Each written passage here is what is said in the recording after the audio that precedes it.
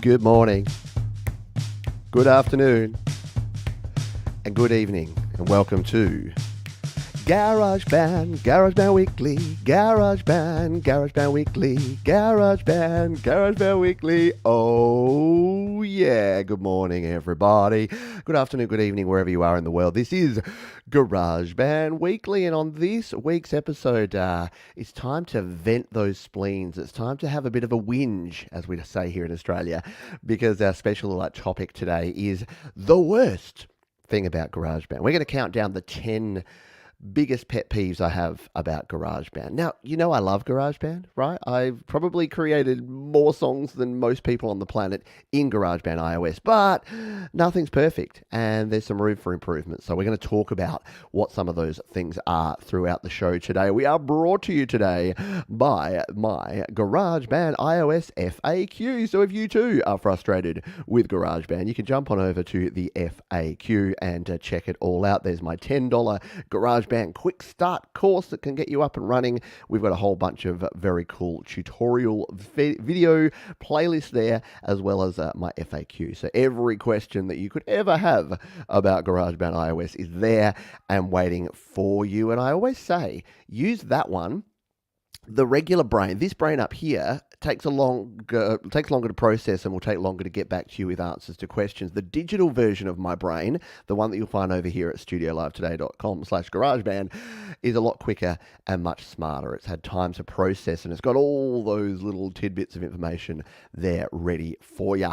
We're going to jump into some news and notes in just a moment, but first let's say g'day to folks who are here live. Hello to Phelan, g'day to Princess LGD, Mr. Mark Bro, Tom and Co, John Frank Songs. There you go. Thank you, Thomas Christ, our wonderful moderator, who, if you watched Your Music Live yesterday, has an amazing new song. You've got to go check that one out. If you missed YML, do yourself a favour. Hello, Fat Cat Panda. G'day to Dan Ekberg, Gregory O'Sullivan over there in Melbourne Town. And speaking of Melbourne Town, in Australia, we'll just jump straight into the news. Let's rip the Band-Aid off, because some sad news here in Australia today, and that is that a classic Australian icon of music has passed away, unfortunately, and that is, of course, Olivia Newton-John. So if you don't know Olivia Newton-John, if you've seen Grease, you know Olivia Newton-John. That was probably her most famous and popular thing she did, but she's been an icon of Australian music for 30, 40, 50 years. Xanadu was it's a favourite song of mine, and it's a super wacky movie, but a lot of fun, from back in 1980. And yeah, she's just, by all reports, a very lovely lady, and a sad loss to the Australian music community. So you can read all about her. I've linked an article down below if you want to learn a little bit more about Olivia Newton-John and why she was so beloved here in Australia and in Australian culture, apart from, of course, the wonderful performance in Grease, which will definitely go down as one of the most popular movies of all time. Definitely launched Olivia and a bloke by the name of John Travolta, you may have heard of, into stardom through that. Yeah, how good was Grease? Very, very, very cool, and a sad loss. Yeah, we go together like shamalama, ding. And I've got, funnily enough, only a week ago on the Happy Hour, the 1980s version, I opened the show with Xanadu. So I'm like, oh God, was it my fault? You mentioned these people, and I didn't expect, at age 73. That's too soon, Army. I have Grease on right now for my wife. Yeah, it's crass. Oh, and of course the Let's Get Physical video. If you've never seen that, let's risk we're going to risk copyright strikes here today. Let's risk a copyright strike, because yeah, I've forgot about that tune until you just said it right then. But the music video for Let's Get Physical, and I think one of my mates over at the GarageBand users Facebook group, Steve, former host of this very show, he said, yeah, it was one of his first boyhood crushes was old ONJ, and it was probably something to do with the video that I'll just play a little. I wonder how much we can get away with. Probably virtually none. I won't even play the music, but if you've never seen this, go and check it out. It's the funniest video. It's like Olivia and a bunch of chunkier dudes on the old exercise equipment doing their thing. So yeah, won't play any more than that, because we've already probably, if that all just faded to black there for the last 5 seconds, yeah, that's because I had to cut it, because copyright, sadly. But yeah. Nine Inch Nails did a version of it. Oh, that would be cool. Okay, now I've got homework. I've got homework to look up and to find that one. But yeah, you gotta remember the cool things about people. Unfortunately, when folks move on. But yeah, Olivia Newton-John, very cool career. In lighter ish news, I thought this one was interesting this week. And look, I'm not an analog guy. I'm not a vinyl guy. I'm not an audiophile. I like good quality audio. I really don't like crunchy MP3s that are super fully compressed, but at the same time, I'm far from an audiophile. So this one made me chuckle a little bit this week. So I've linked it down below over on the Washington Post, but especially because in GarageBand, we are all digital music creators. Go and check out this article. So there was a Phoenix record store owner, and as it says there, he set the audiophile world on fire. So there's a company by the name of MoFi, and they basically get old analog masters, and they're famous for creating these pristine records, like vinyl records that cost like $100 because they're apparently the original analog master straight onto vinyl, no digital processing, nothing in between. Yeah. Turns out that the vast majority of these analog recordings, analog masters are actually digital. So yeah, there's a very, very small proportion that are actually the analog tapes. And look, that makes sense because, what if you're the Rolling Stones or if you're Queen or if you're whoever? Yeah, those tapes, every time they play them, they degrade. So it costs a fortune to get access to original tapes. Like, it just doesn't happen because these things, again, analog, one of the challenges of analog, one of the benefits of digital, all of our GarageBand projects, they're never going to degrade over time. They're going to be the exact collection of ones and zeros in 20 years as they are now, as long as they're stored on a medium that doesn't die, like, a CD. Hands up who's got old CD-ROMs full of stuff that now is just a coaster because CD-ROMs only lasted like 10 years. Yeah, that's me. But yeah, I just sort of found that a little bit interesting that, yeah, things are not always as they seem, and a little bit funny when you see audio files are just like, oh, I can totally hear the difference, and then they find out that it's actually just the same digital master that you could have heard on a lossless FLAC or WAV file in the first place. So yeah, bad MoFi. MoFi and mofos, apparently. Let's move on. Another bit of fun news. And look, I know this is all a bit GarageBand adjacent, but it's all music related. And you know what? It's the quietest time in the world of Apple and GarageBand and other things because we're all waiting for September. We're all waiting for next month when we hear about the iPhone, the new iPhone. What are we up to? 14? I lose track. I got a 12, so it must be 14. So that'll be coming in the September Apple announcement, which they haven't actually put a date on yet, but I'm sure we'll be getting that soon. The other thing that I thought was super cool, and I know many folks are into this sort of music, so again, I'll turn the volume down here and not actually play any of the audio, and hopefully we don't get pinged again on the copyright for this. But for those that outside of the Commonwealth, outside of Australia and the UK and Canada, so for all of our American friends, the Commonwealth Games, it's like the Olympics Junior. And it's just finished. The closing ceremony's just happened. It was in Birmingham, in the UK, home of the Indigo Sunsets. Yeah, Andy Goldsby's sort of stomping ground. So in Birmingham, they had the closing ceremony, and I thought this was pretty cool because none other than Mr. Ozzy Osbourne played Paranoid. So, yeah, a little bit of Sabbath to close out the closing ceremony. So after the show here, go and watch a bunch of drunken Brits and people from around the world jumping around to Ozzy playing Paranoid there in Birmingham. And apparently, yeah, he's from Birmingham, which is the connection there. But I thought that was super cool. Yes, Birmingham. Brummies for the win. But yeah, it was very cool to see, and it's worth a look, worth a thing. A bit of a spectacle. And again, I wanted to share that because I know our friends in America are probably like, the Commonwealth, what?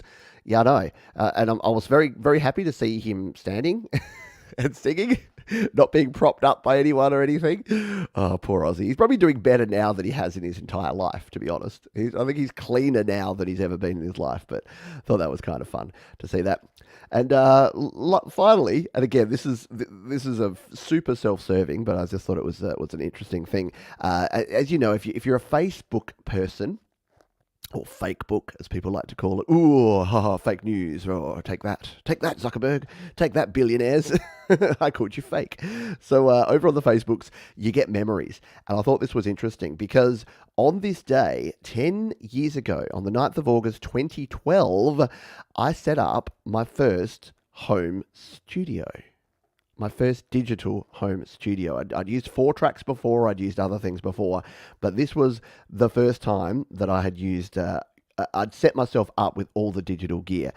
Now, none of this I still use, apart from that monitor. Funnily enough, that monitor there, the one there in the center, that monitor there, that is still being used to this day. But you can see there, that's actually running a program called Cakewalk Music Creator 7, which is what I was using when I first started creating music. My old PC's down there, an old i5. My daughter uses that one now for playing Roblox and stuff. I still have this keyboard. So one of the old key stations before M Audio started making them. There's some Sennheiser HD201s, some absolute budget headphones I picked up at like an office store, and that there, in fact, I think I have that right. I do. Look at that. That there is my very first audio interface, which I've got rid of a lot of audio interfaces over the years, but this one is I'm hanging on to. It's never going to be worth anything, but the sentimental value of this thing is through the roof. Check out this baby. Yeah, the Digitech USB audio interface. It's so cool. It doesn't even have a model number. Oh no, it is. It's the AM2039. So this thing was revolutionary for the time. Look at that. You got your guitar input there. You've got RCA in and out. You've got XLR on the back there. No phantom power, so you cannot use this one with a condenser mic. So it's only able to be used with a dynamic mic. But headphone jack there. I mean, this thing probably is better than a lot of Behringers that they're selling today. Ooh, burn. Sorry, Behringer. But yeah, very old school, very cool stuff. Yeah, it's before M Audio bought it. It's basically what the Keystation 49 is, and I now own the new version, the M Audio Keystation Mark III. But that was my very first one that I picked up for $40, I think, secondhand from a Cash Converters, where my Cash Converters fans at. Yeah, so very old stuff. You know what? Weird thing, Thomas, it is class compliant. I plugged it into my iPad the other day and it worked. And I'm like, wow, that's amazing. But yeah, I must admit, I did like the simplicity of that. Look, you got an acoustic, an electric, and a bass. And I'd only just bought that bass at the time. The bass was bought in like 2011. But the funniest thing here that makes me look back is that my children now are 10 and 12. So at this point, they were 2 and newborn. Because I had a babies then. So the funniest thing there is the baby monitor sitting there. So as I'm rocking out, I have one eye on my screen and my recording, and one eye on the baby monitor to make sure that I wasn't required for parenting. So yeah, just a little nostalgia, because I thought, you know what, a little trip down memory lane to say that everyone starts somewhere. And, you know, I look around at what I've got here now. It's kind of ridiculous, but to see what I started with there. And, the little speakers there, my monitor speakers, those little suckers down there, you can see just under the monitor there. Those are little Logitech LS20, like little tiny, little just standard 3.5mm jack computer speakers. Nothing more than that. Alrighty, better than my old Behringer UCA 202. I mean, yeah, the Behringer UMs and UCAs are okay. Oh yeah, and look, I need to clean out. I need to clean out in a big bad way, because I've got way too much gear these days. I definitely need to pare down a little bit. All right, let's crack into our topic. Now, I asked the question here in the chat at the very start of the show.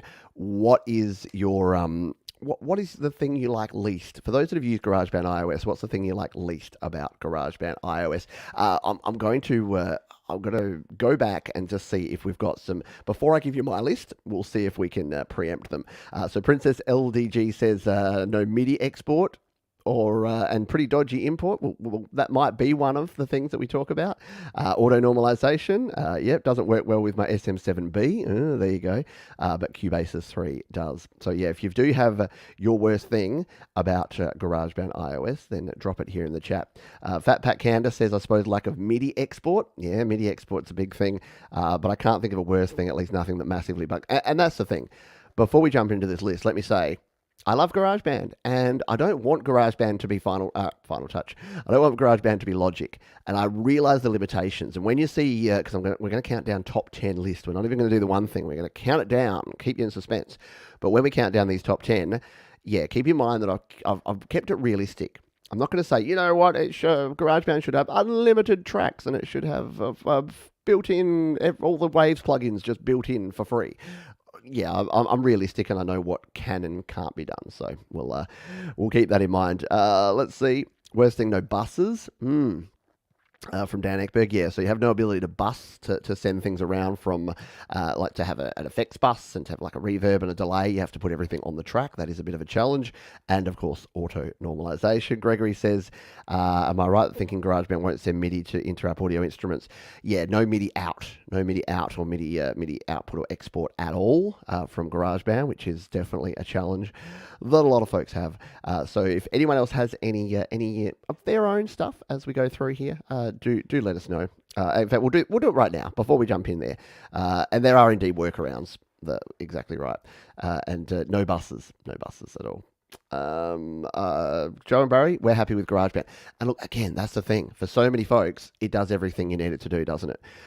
Joy or Jay? Hang on, I can't see that. Jay McGarren. The thing I don't like about GarageBand is normalization. Yeah, I do love GarageBand, though, for its simplicity and the brilliant amount of synth and keyboard and drum set. Yeah, totally. Thomas says, my worst thing is the lack of standardization of features between iOS and Mac. Might be talking about that too. Yeah. Today I saw a Logic plugin for Windows. Can't believe it. That is a weird one. Mark has auto normalization, no master, and dropping into app audio. Ooh, yeah, there's an extra one, isn't there? An extra one, the dropping of the inter app audio. I'd be thrilled if GarageBand iOS had a track or saloon piano and harpsichord. Or tack. Yeah, like a real cling, cling, cling, cling, cling, cling, cling, cling, a real honky tonk piano.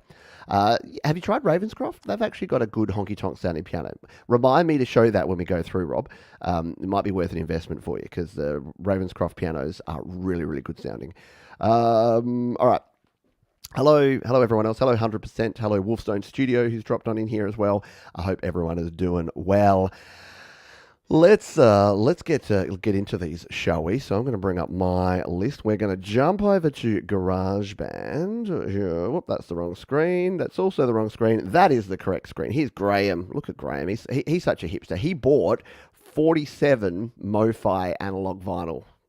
And now he still swears he can hear a difference, even though they've been revealed as being digital. That's Graham for you. Oh, sorry. All the hipsters just suddenly go, oh, John's he's sold out. I'm not going to watch his stuff anymore. Sorry, hipsters. You're fine. I appreciate your ironic t-shirts. All right, let's jump out here. So, GarageBand iOS is awesome, but there are some things that really boil my blood sometimes about this app, and simple things I think that could be made better. So in this little top 10 list, I'm going to talk about all of those things. And because it's the internet, we're going to count it down from 10 to 1. And we're going to make a little bit of a song as we go. So we're going to do a song and make a song and dance about it, yeah? Maybe not a dance, but we're definitely going to make a song. So the number one thing, or the number 10, in fact, so we're going to count it down. The number 10 thing are the guitar sounds. Yeah, for those that are here live, anyone with me on this one? Guitar sounds here in GarageBand are... Yeah, they haven't changed. In the 7 years that I've been creating music in GarageBand, these guitars are exactly the same. Okay, they've added one. They've added the Roots Rock, but all the other guitars are basically the same. So we've got Graham doing this thing here. So Graham's taken a break from listening to his vinyl, and he's playing us a nice like tom drum kind of sound there. Let's throw some guitars on this. So we're going to hit plus, and we're going to go to the guitar. So when you come into the guitar... there's your hard rock guitar. We'll go back to the acoustic guitar, so...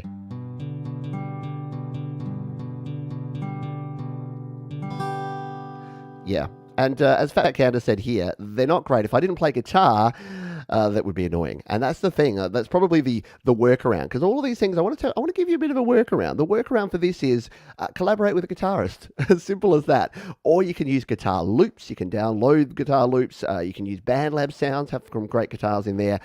But there are ways that you can kind of improve these guitars here. So what we'll do, let's throw on the hard rock guitar, and let's see if I think autoplay 3 might be something that we can try here. So let's hit the record button and just record in a little bit of autoplay over the top of our drums. 2, 3, 1, what to do?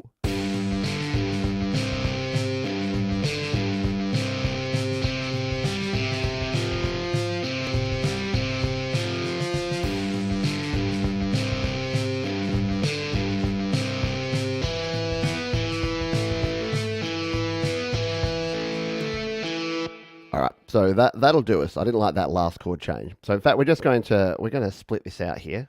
So let's just grab this, and we'll just go with the first 4, and we'll just do a loop of those. All right. So there's our guitar sound. We just want the 8 bars. There you go. So you know what? It's okay.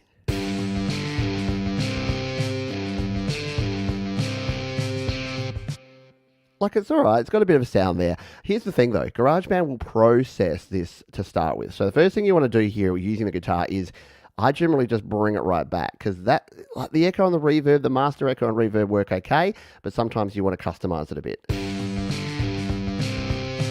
What you can then do is change up this guitar, bring it back to its regular sound. So if instead of the hard rock, why don't we bring this back to the classic clean guitar sound that we have here? This is kind of just, tidying it up a little bit, and you're going to get a sound like this. And as Gary says here, yes, it does sound better than some electric guitars and some electric guitars. The good thing about GarageBand is it plays the guitar for you. No missed notes, no bung stuff, no dodgy feedback and interference. So there is a tip, there is a trick that we use here in GarageBand, and that is the merge trick. So if we tap on this little icon here and we hit the merge button, what this is going to do, it's going to grab, if we just select that track, we hit merge, it's going to grab this track now that's been cleaned up, and it's going to make it an audio track. Now, why is that important? Well, it's important because what we can do now is add our plugins. We can use something like ToneBridge on this. So ToneBridge, if you're not familiar, is a free AUV3 instrument plugin. So if we come in here to the plugins and EQ, we go to our audio unit effects and extensions and scroll on down and find ToneBridge. What we can do is we can use ToneBridge to create any sound we like here. Now, ToneBridge is cool because you can just search here and we can search out. So what sort of tone do we want here? I want to make this like a Tool song. So let's search for the band Tool. They're one of my favorite bands of all time. So we'll search out Tool, and maybe we'll go with something from probably Anima, maybe the Stinkfist tone. Let's just grab this Stinkfist tone. And now if we take a listen, pretty cool, yeah. That tone's a little bit too trebly. So why don't we try a different tone? Maybe we'll use a Pearl Jam tone. What about the tone from Alive by Pearl Jam? Yeah, we want something a bit more sludgy. What's something sludgy that we can get in here? So why don't we go with, let's see if we can find a Metallica tone, because everyone loves a bit of Metallica. Master of Puppets tone, what do you reckon?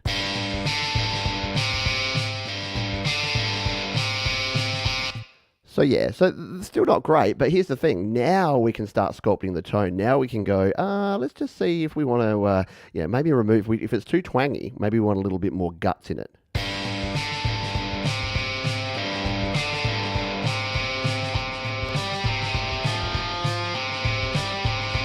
There you go. We'll use that for now. Now we might want to bring back a little bit of that echo and reverb, just to to give it a little bit more, guts.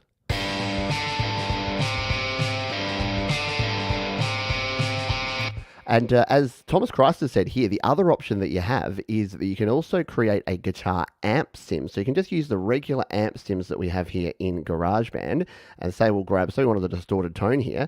Yep, we're monitoring, we know that. And we'll go with something like my favorite one here, which is the power chord.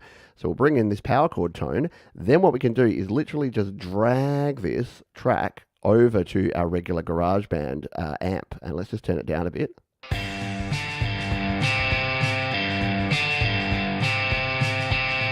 I reckon that one sounds even better. So we'll delete out that one and we'll go with this track. So that is our guitar there. Now, as Gary says here, we probably need a little more bass in this one. So we can come in here, and here's the cool thing. We can start tweaking the guitar, the amp sim.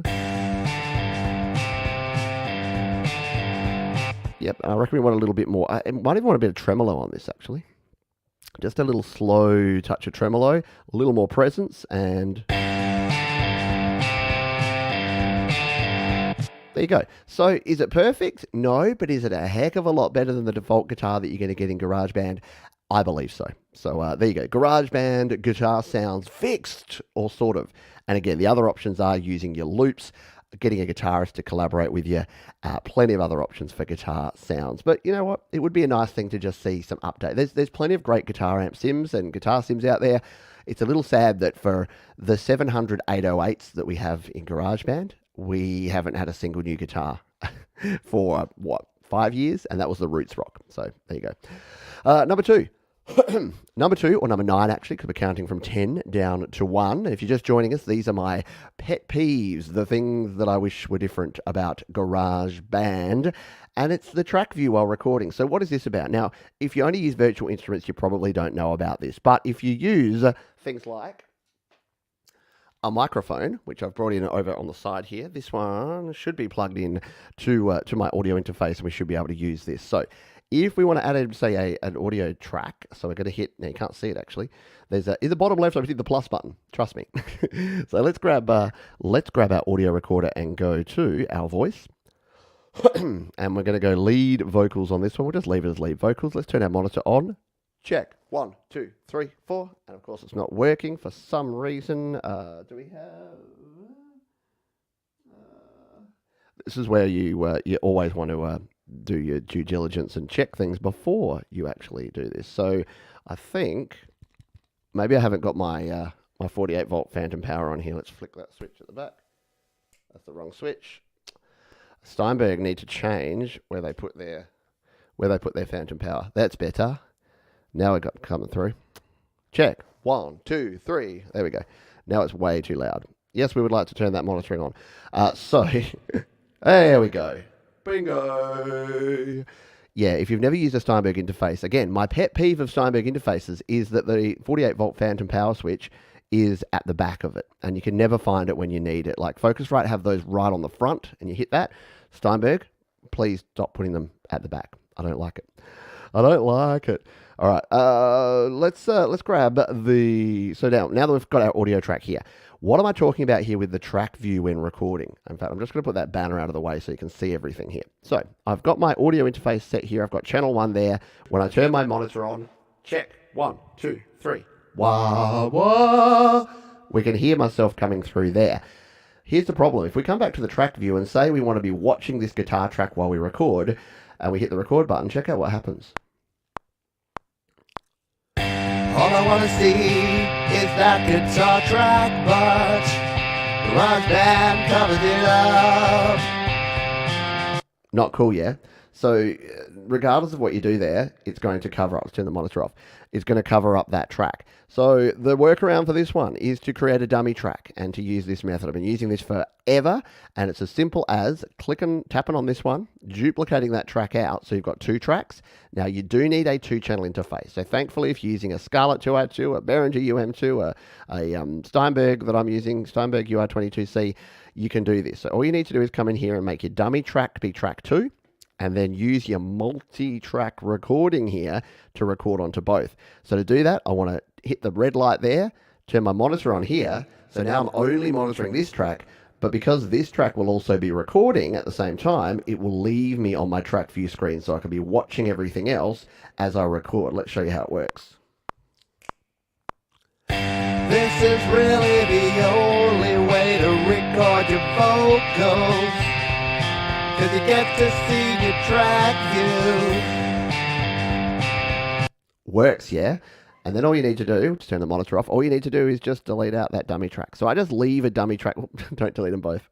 I just leave a dummy track there the whole time and just go with it, because it just means that you just leave that dummy track on the other one. And obviously if I was recording guitar, if I was on the other input, I'd just need to come to my dummy track and change this one to channel 1, and then put my guitar to channel 2 if I was plugged into that second channel. So as much as it's annoying that we can't have track view while we're recording, yeah, there's a workaround for it. The one that you can't work around that I really dislike is if you're using a Midi instrument. So if you're using a virtual instrument like your keyboard, you can't do the same sort of thing. So if I wanted to play some flute here, even if I have an external keyboard plugged in, if I try to go back to my track view here, as soon as I hit record, it goes back to here.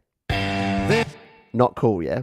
Really uncool. So unfortunately, there is no workaround for that. So if you're playing MIDI keyboards, you just have to be on the track, on the instrument view as opposed to the track view, which is kind of sucky. But at least you can work around it with your guitars and with your microphones. There's also the Pure Piano and the new Pure Upright. Both are fabulous. There you go. See Thomas. Thomas is up with all the latest, especially because he watches all the Jay's shows too. I've been sleeping in lately. I've missed a lot of Jay's shows. Let's continue on to our next one, shall we? So. Next one is backwards compatibility. Now, this one annoys me because what happens is every time GarageBand is updated, every time there's a new version of GarageBand, the old versions are no longer compatible. So to find out your version of GarageBand, you go in here to the settings and you go to the, where is it? Is it the help that tells you the version that you're in? No, it isn't. Actually, I think it's out in your other settings. It's out in the GarageBand settings in your settings app. So let me just, I'll just jump over here for a sec. This is where I should have done this beforehand. If we jump over here and we go to settings and GarageBand. Hold the line, your call is important to us. A GarageBand professional will be with you in just a moment. All right, so here is where you need to go in your GarageBand. So you just go to your regular settings, that COGS app, go to GarageBand, and you'll be able to see the version number here. So I'm on version 2.3.12, as you can see in the bottom right corner there. And by the way, there's also some cool options in here. If you've never been in here, you've got cool things in here like your note labels and enabling the default plugins. This is where you can reset GarageBand if it's ever crashing and not opening. So a few additional tips in there for you. But yeah, you can see the version there. The reason that I think that backwards compatibility is so poor here in GarageBand is that as soon as they have a new version of iOS, and even if the update is merely to add a new sound pack, they just completely brick all previous ones. So when we went from iOS 14 to 15, I want to say, that exact same thing happened. So we went from 2.3.11 to 2.3.12. Now, both of those GarageBand versions are exactly the same. There is no changes in them apart from one sound pack. However, if you are on iOS 14 with GarageBand 2.3.11 and then someone opens your file and saves it in 2.3.12, guess what? There is no going back. You have to be on the latest version. So it kind of pushes you towards having that. What do I say about this? Say it with me, folks. Don't upgrade your iOS version until you are not in the middle of an important project. Again, so many people come to me all the time and say, Johns, it's the worst thing in the world. All I did was update my iOS and everything went to crap. And I'm like, don't update your iOS if you're in the middle of an important project. So you know what?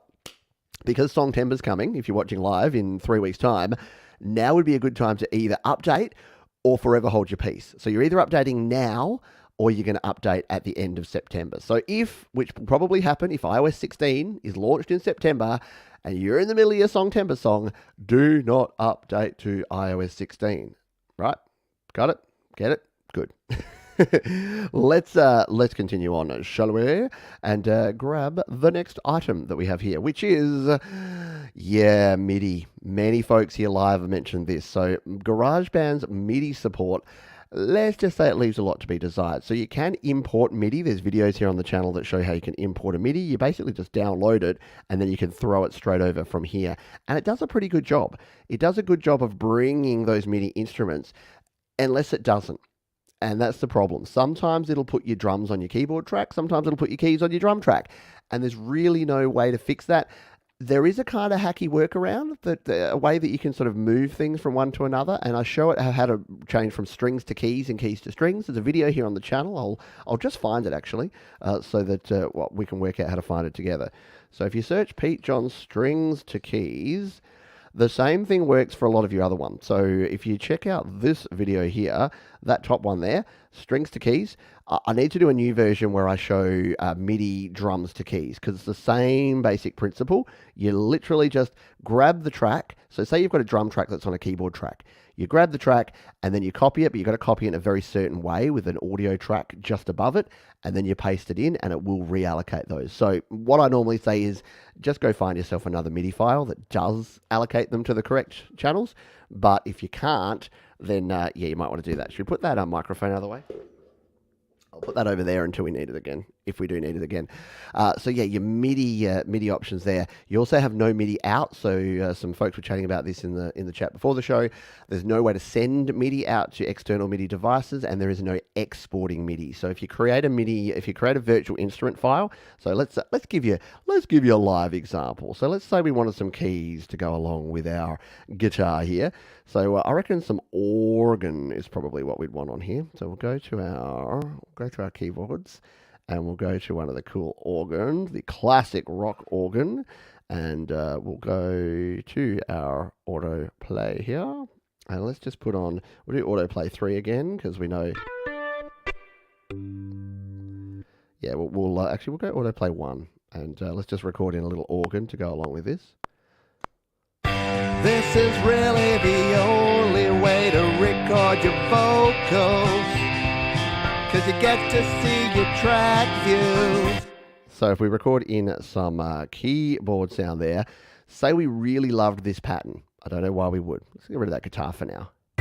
This is really the only way to record your vocals, 'cause you get to see your track view. So I love this chord progression, and I want to save this forever. I want to use it in another track. Yeah, no, there is no export. You can export this whole track. You can export this as an audio file. What you can't do is export this as a MIDI track and bring it into Cubasis or Auria or send it over anywhere else. There's some apps that can kind of do it, and if you bring it over into GarageBand on your Mac, there are some apps on the Mac that can do it, but it's pretty clunky, and it's a big gap. And I think it's more around the fact that GarageBand kind of wants to keep you in their ecosystem. They don't want you going and playing around in other sand pits with other kids. So MIDI, and look, when I say MIDI, I'm also not that far. I understand that this is a limitation. Like just the ability to import MIDI files was a huge update for GarageBand. And GarageBand's not really designed to be something that's that pro level where you're going to be exporting MIDI files. So the reason it's close down here, it's like number 6 out of 10, is that I don't use it a lot, and I don't think it impacts a heap of people, unless you're Gregory O'Sullivan. And then it might be the case. The worst thing about GarageBand is so addictive.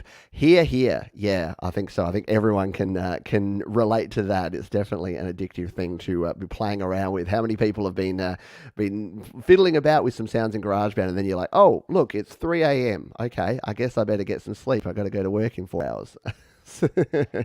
Many of us have been there. Hello, Bear, by the way. Hello, Trevor Bear. Hello to anyone I haven't said g'day to. If you're here live, hello, Lou Reality. Don't know why I said it like that. Should we grab our next item? I think we shall indeed.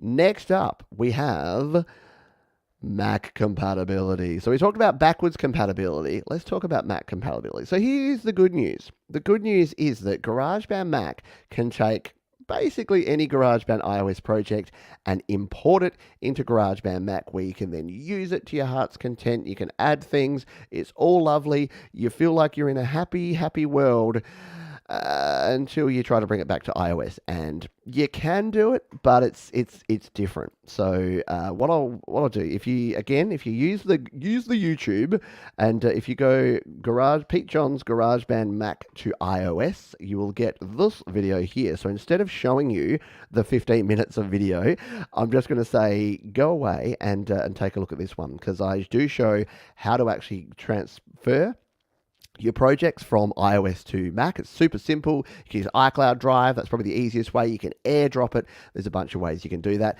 And then you can send it back to iOS. Here's the thing though. The way it works going back to iOS is that you make the change in the Mac version and then you send it, but you've got to export it in a particular way, which I show in that video. And the particular way makes it able to be opened as an iOS project, but it only brings in one stereo audio track, which you might think, well, that's a bit naff. How does that work? You then go and add your other tracks, and then when you save it over here in iOS, it adds those tracks to the original project in Mac. It sounds a bit clunky, and it is a bit clunky, but it's better than what you'd think. So you might think it's absolutely poor. you would hope that it's amazing. It's somewhere in between. It lets you do more than you think, but it doesn't do it in a super intuitive way. So go and watch that video. You'll learn everything you need to go to do. It's got all the chapters in there as well, so you can see there. You've got all the timestamps there, so you can just follow along at home and learn how to do that. How distracting is having Olivia Newton-John in the corner there whacking that dude? Let's close the player there so we don't have to look at that. Just seemed a bit strange. So Mac compatibility is a 6 out of 10. It's not a fail, but it's not great. And exactly as Gary says, if you don't have a Mac, no problem. Spot on. Spot on, 100%. All right, let's move to our next item, undo and redo. Now, this is both a great thing and also a really annoying thing. So the fact that we can undo things, so we don't like that last thing we do, we hit the undo button, and you can see there, that bit that I trimmed goes away, and it keeps, I think, 10 levels of undo here. It also keeps redo up to 10 levels. So if we tap and hold on the undo button, we can redo, and a lot of folks don't know that one. That was a revelation a few weeks ago when I showed that as a tip, is you can redo by tapping and holding, and you can redo things that you've undone. Here's the problem here. Now, I'm going to save out of here, which is a precursor to something we're going to show in a moment, and let's just name this project to, we'll show it to Peeves. Okay, it's Peeves. So these are my pet peeves. Look what happens when you close and open a project. Oh no, my undo. Now, this is something that has come up. I get asked about this a lot. People are like, I did a bunch of stuff and then I may have saved over something and then I deleted something and then I saved it. But then when I reopened it, I couldn't undo it. Yeah, that's the problem. You can't. It does not keep any. In no way will it ever keep any. And this is the problem because of what I'm going to tell you in a couple of items' time, where you want to be saving regularly and using version control, but unfortunately, the more you save, the less able you are to use undo. So it's a bit of a catch-22. You got to kind of work out, is it more important for you to make sure you don't lose something through the save, or is it more important for you to have your undo and your redo intact? That's going to be a personal thing for you. But for me, I really just wish, look, in terms of how much memory it must take, and this is why these are the frustration points that I have, because it's like 10 commands in there, and it obviously stores them in there while your project's open. It could have a tiny little line in the data file that just has the 10 actions. And then when you reopen it, it can do, it might have to, if it overwrites some audio data or some Midi data, it might need to save that in its buffer as well. But it seems like a no-brainer, and it seems like something that crops up again and again that folks get themselves into trouble with the undo and the redo. So when you know about it, at least you can keep it in mind there. Bandcamp is a better deal for creators, but some people like the convenience of Apple Music. Yeah, BandLab is definitely cool, and that's another option. There's a lot of different ways to go about it. Yeah, so exactly, Bandcamp, DistroKid. Yeah, and Thomas is talking about his new track, which we talked about before, which is very cool. You need to go and check it out, and the album, which will hopefully be coming soon. Yeah, sorry, Bandcamp and BandLab. I was getting confused there. Bandcamp is another platform you can buy things as well. All right, let's continue on and go to our next item, which is optimizing performance. Now, this one used to be right up there. This one used to be number 1 or number 2 in my pet peeves. Why is it not anymore? Because I'm using a 2020 iPad Pro. And here's the thing. Optimizing performance is... You know how there's those things that are almost like a tax for the underprivileged? I think that optimizing performance is the same sort of thing. Not to say that if you have an older iPad, you're in any way underprivileged, because older iPads are awesome. I have a heap of them. But I can open the same project on my iPad Air 2, on my iPhone 12, and on my iPad Pro 2020. And on the iPad Air 2, I get optimizing performance about once every 10 minutes. And I don't think I've seen optimizing performance since I've had my iPad Pro 2020. I've also got a first-gen iPad Pro, which is somewhere in between. A really complex project will bring up optimizing performance about once every half an hour to an hour of work. Now, there are some ways to actually not avoid, but reduce the amount of optimizing performance that you get. I've got a whole video on it. And yes, I didn't want to make this... I did want to make this somewhat practical, but it's kind of hard to show this without getting optimizing performance. It's hard to show optimizing performance, if that makes sense. But if you jump on over here, I've got a couple of videos there. So again, if you search my name, Pete Johns, Optimizing Performance, there are a couple of videos there that give you some tips, some hints and tips about ways to record. And it all comes down to trying to not put too much stress on your iPad or your iPhone. So the more instruments you're using, the more tracks you're using, the more effects you're using, the more processing, the more external audio unit plugins you're using, then the more likely there is to be optimizing performance. So what I tend to say is when you're recording, use a lot more of your stock plugins and be a little bit more lean when it comes to your processor. And then when you get to the mixing phase where it's not that essential, because again, optimizing performance is annoying when you're trying to mix. It is devastating when you're trying to record. That makes sense? So when you're recording something and you're recording vocals or guitars, if optimizing performance pops up, it can completely ruin your performance and sometimes your whole day.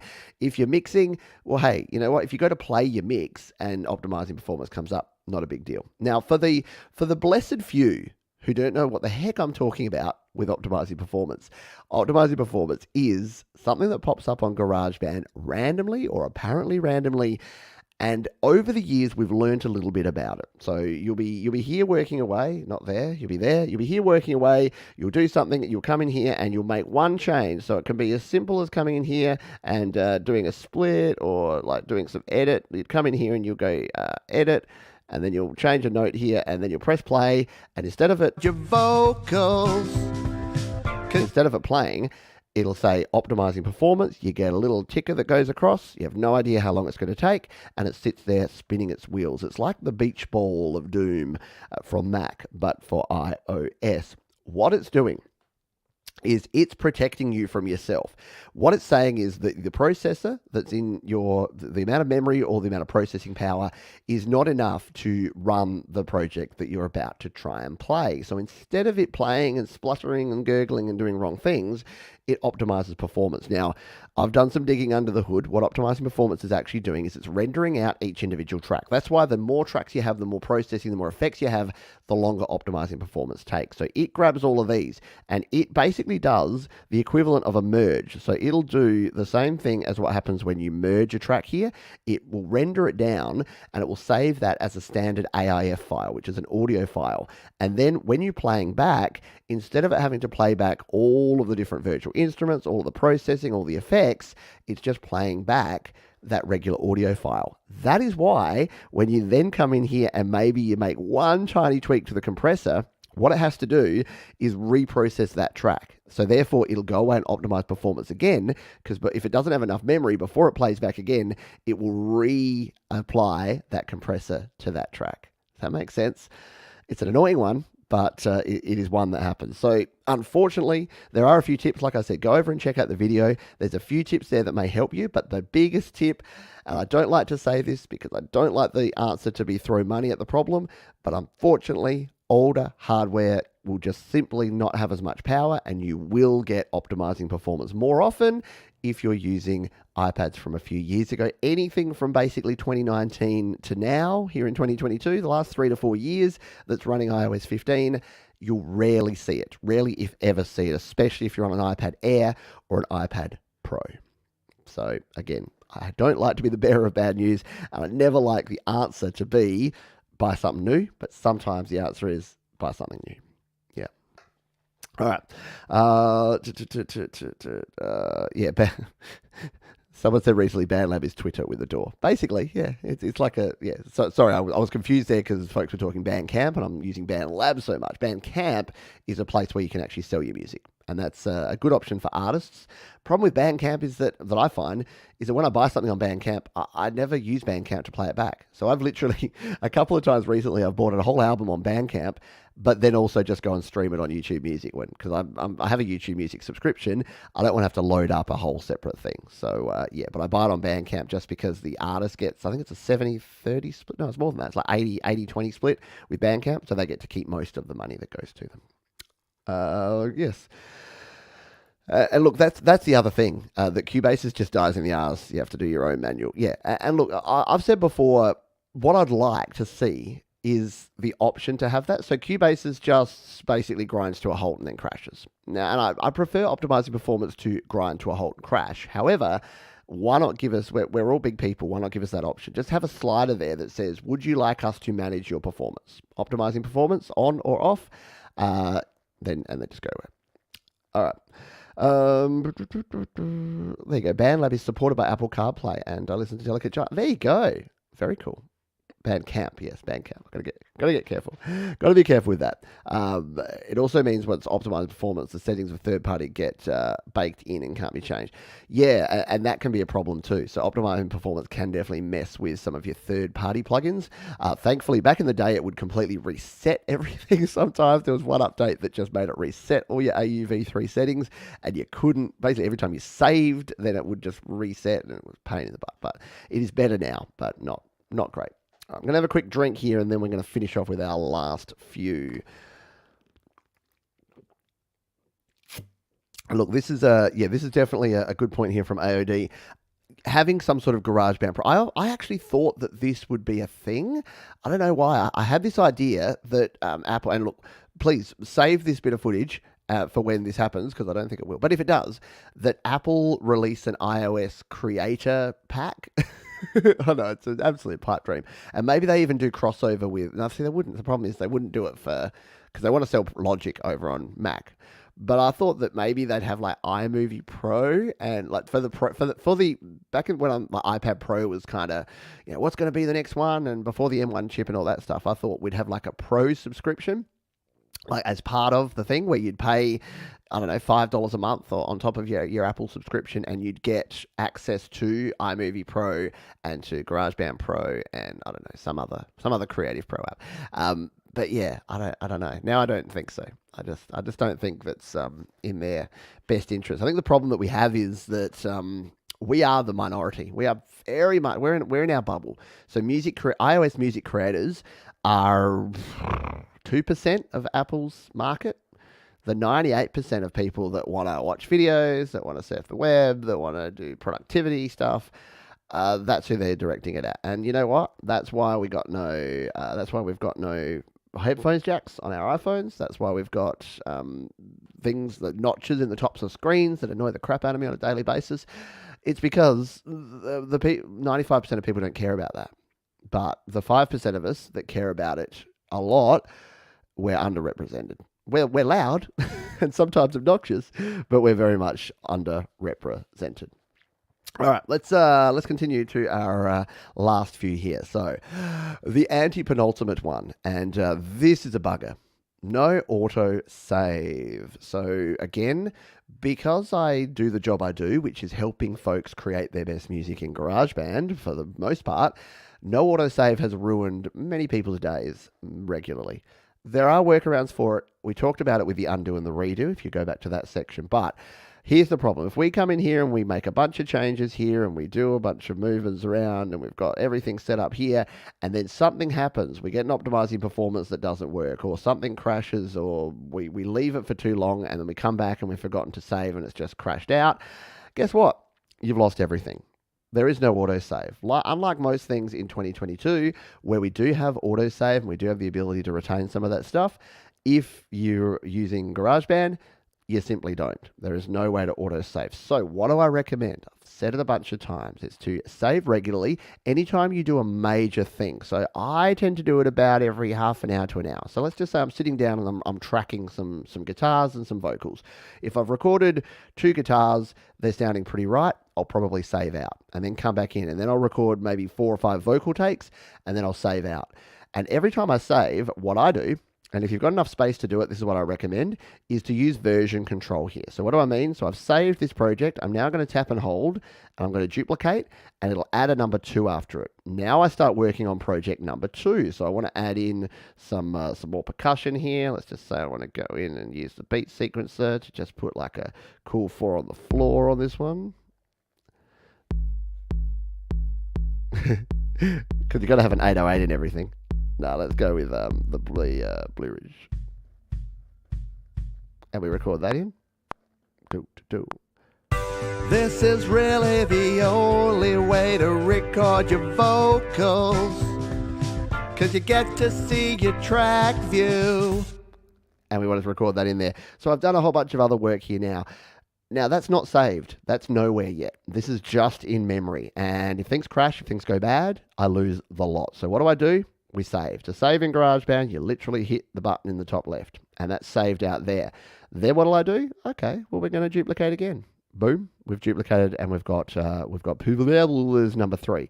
And what this does is it gives you the ability to go back in time and say, actually, I really hate that new bit that I did. Let's just go back to the OG version and work on this. And then when you've worked on that, you can come out here and you can duplicate that, and it'll duplicate out. So if we went to the first one now and we duplicate it, it'll overwrite that and go up to number 4. So it just gives the opportunity to have multiple versions, to not lose anything. Yeah, it uses up a bit of space every time you do it, but it is so much better than losing everything.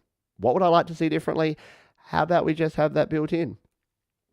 Built-in autosave. And again, you could have it on or off. So just a slider in your settings. You come in here and it's like autosave on or off. So if you're like me and you're old school and you want to do your own version control, you might leave it off. But for the majority of people, maybe autosave's on, and every 10 minutes, it just saves your project. Now that can be dangerous too, because sometimes you want to go back and use your undo that we talked about before. So it's not always going to be the best option for all people all the time. But every other bit of software that I use in the world these days has an autosave. GarageBand does not, and that's why it's my number 3 pet peeve when it comes to GarageBand. Let's see if anyone's got any comments before we move on to the next one. Yeah, it just does work well. It does. And it would be nice if you had a save button that's just save, like just right here. Just bump, save, that you don't have to actually exit, because that is a pain in the ass too. Look, it's one extra tap, but it's an extra tap you don't need to have to do. So yeah, it is a pain, but it's definitely something that works well.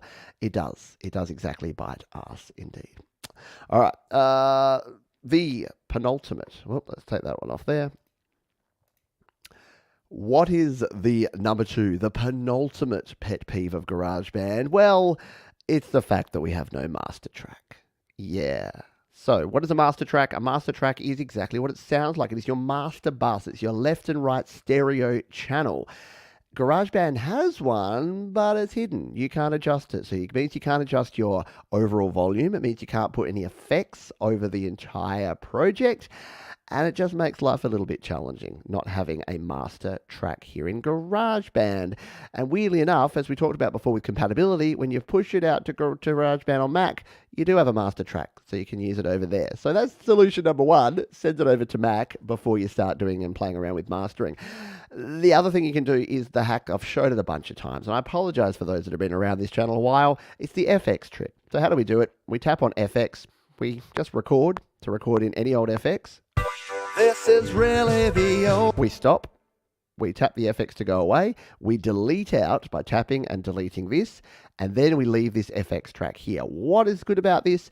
Well, what we can do is go up to this dial here, and we can go to the visual EQ on this one. Tap on that.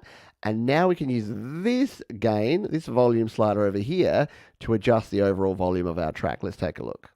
This is really the only way to record your vocals, 'cause you get to see it.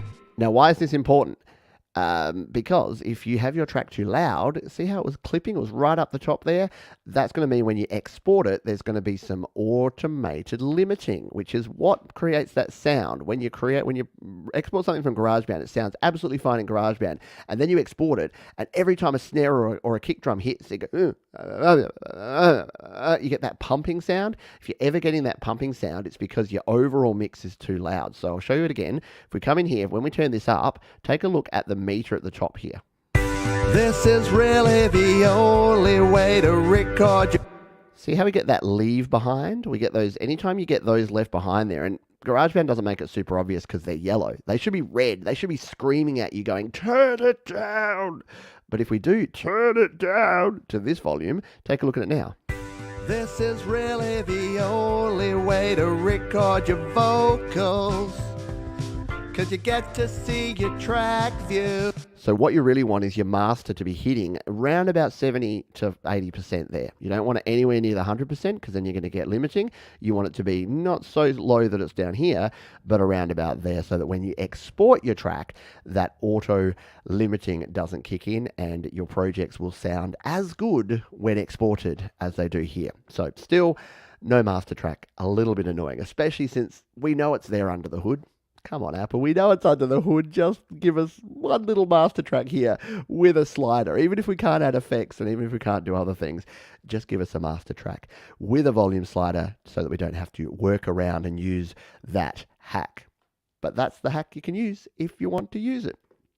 Another Apple peeve, the way they save up your purchases and then bill them all at once, jacking up the amount. Oh, yeah. See, that's something that we don't have a problem with here in Australia because we don't have sales tax. We have a GST, so we pay 10% on everything flat across the board. But that would be annoying if you were in a jurisdiction that charged sales tax. Would be very, very poor. Righty. I never. So what do we not know about it? What are we talking about? There was something that folks were talking about that we never knew about. So maybe that's something else. I think we were talking about like the automated Legato that you have, where it connects your notes together. But yeah, it's obviously not something that I that I notice or that I use. Yeah, right. Where you hiding that master track, Apple? Yeah. Didn't GarageBand still bump up with auto normalization if you still do this? The FX track, that is. Yes. And yeah, we'll talk about that maybe in one moment because we only have one pet peeve left. And the ultimate pet peeve, the thing that grinds my gears more than anything else with GarageBand is auto normalization. Now, this one's related to the master track because it's what we were talking about before, but the thing is, it's worse than that because if you come in, even if you come in here and you turn this down to like this level, take a look at how low this is. This is really the only way to record. What GarageBand does is it does a very nice thing for you. It holds your hand in a lot of ways. So it says, oh, you didn't mean that to be that low. When we export this track, what we're going to do is bump it up to 0 dB. So bump it up to the loudest that it can be without clipping. Now the good thing is, like, let's just export this. Let's give a little demo here. So if we're going to hit the share button on this one here. Oops, it's going to come over here. We're going to share the song. So it brings up my personal contacts when I do that. So I have to come back to this screen before we do that. All right, well, we can go back now. So if we export this one, hit the open in button, we're going to export this song and I'll show you it in audio share because you saw how low that was. That should be only hitting about 30 to 40% up the meter when we actually open it. But if we instead, when we come over here and open it in audio share, which is a great little audio app that everyone should use, check this out. See how it grabs the loudest part and it increases it all the way up to 100% volume. Now that is a pain in the butt because you don't want it to be that loud, right? You want to have that headroom built in because if you want to master this track, you want to have that additional room. Now there are ways to do this that do actually help with this. So if we come all the way back out here, if you've done this trick here where you've reduced down the volume there, what you can do is insert a very loud noise at the start of your track and then export it. And what you'll find, just have it at a point where there's nothing else playing.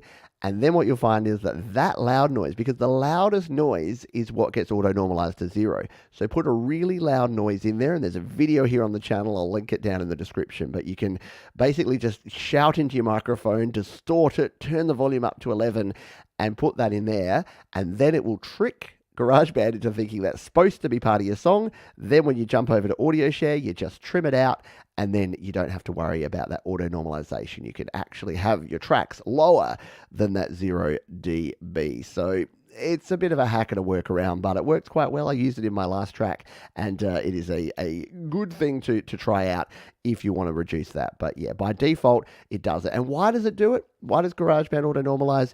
Well, it does want to make sure that your music, that your exports and sound is at a competitive volume, that it's going to be more radio ready. But the problem is many of us want to then master those tracks. So we don't want the volume to be artificially brought up to 0 dB.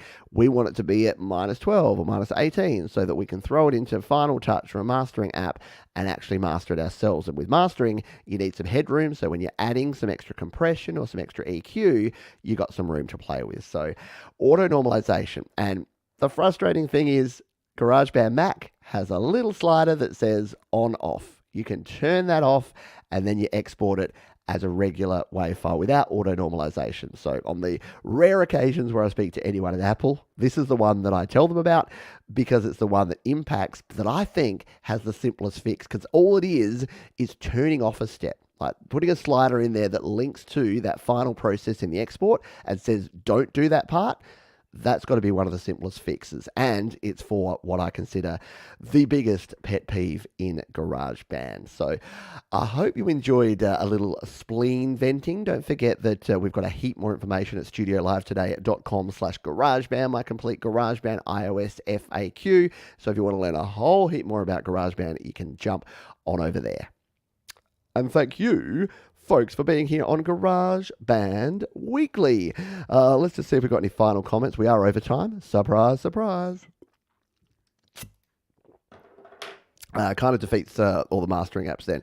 Well, yeah, if you don't do that workaround, it just means that you...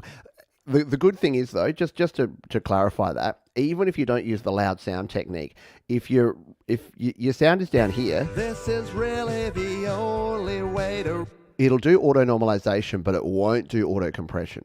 So auto limiting. So that's the thing, because what it does is it works out where your peak volume is. So if this was up all the way here, so let's just artificially turn this sucker back up again. If it was up here, bump, bump, and your meter was doing this. To record your vocals. What it would do with that is it would say, oh, you're actually peaking at +6. So we're going to bring you back down to 0, but there it has to apply limiting. So that's where you get that pumping and that bad sound. So really, as long as your peak sound is below 0 dB, which given GarageBand's metering is not easy to see, but as long as you're well and truly below the peaking point there throughout your song, it'll actually raise up the volume with auto normalization, not reduce the volume. Does that make sense? So that will keep things good. All right. Thank you everybody. Thank you, Mark, bro. Thank you, Jay. Been away for a while. Glad to be back. Well, good to have you here. Thanks, Joe and Barry. Thanks, House of Latin. Is Ron Ward tonight? Yeah, I think he is. Let's go over and check out Ron Ward and Homegrown Indie Live. Is he doing his thing? Looks like he's got Dom Terragrossa. Oh no, that's the next show. I can't see. I don't see a Ron. Can anyone confirm there if Ron Ward is doing a show right now? He usually is live straight after this show, but I can only see his next show.